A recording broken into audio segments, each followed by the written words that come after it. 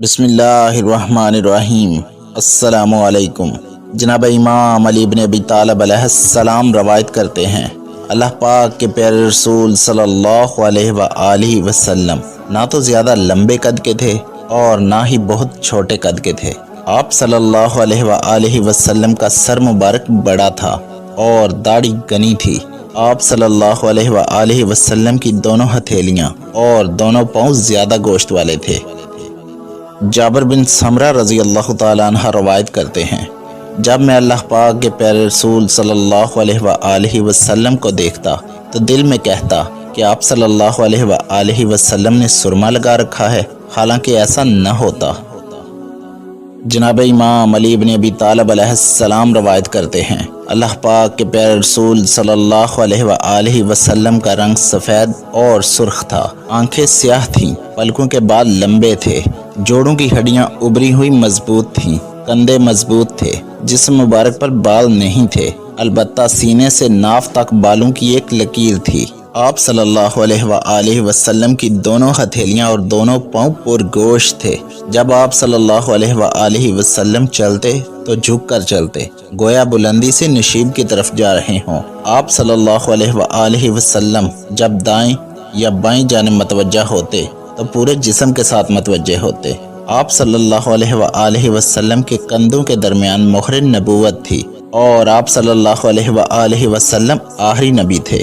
آپ صلی اللہ علیہ وآلہ وسلم تمام لوگوں سے زیادہ صحیح اور سب سے زیادہ سچ بولنے والے تھے۔ آپ صلی اللہ علیہ وآلہ وسلم سب لوگوں سے زیادہ نرم طبیعت والے اور سب سے زیادہ معزز تھے۔ جو شخص آپ صلی اللہ علیہ وآلہ وسلم کو اچانک دیکھ لیتا اس پر ہیبت طاری ہو جاتی، جو جان پہچان والا ملتا وہ آپ صلی اللہ علیہ وآلہ وسلم سے شدید محبت کرتا۔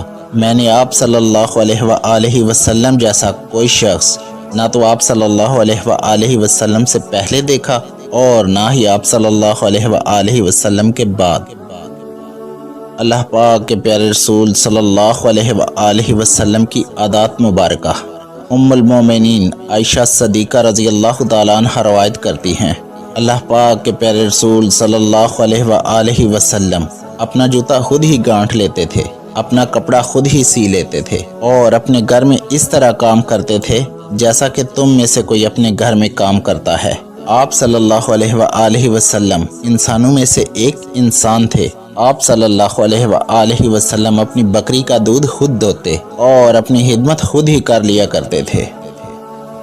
ام المومنین عائشہ صدیقہ رضی اللہ تعالیٰ عنہ روایت کرتی ہیں، میں نے اللہ پاک کے پیارے رسول صلی اللہ علیہ وآلہ وسلم کو اس طرح کھلکھلا کر ہنستے ہوئے نہیں دیکھا کہ آپ کے خلق کا آخری حصہ نظر آئے۔ آپ صلی اللہ علیہ وآلہ وسلم تو صرف مسکراتے تھے۔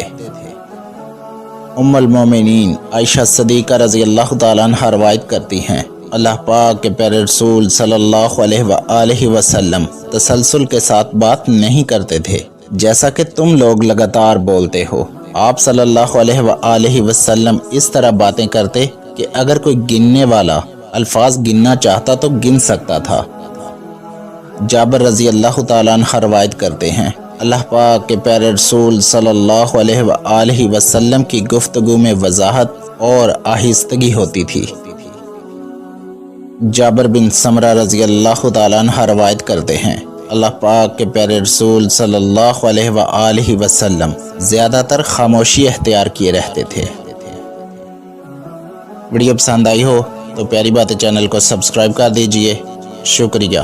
فی امان اللہ۔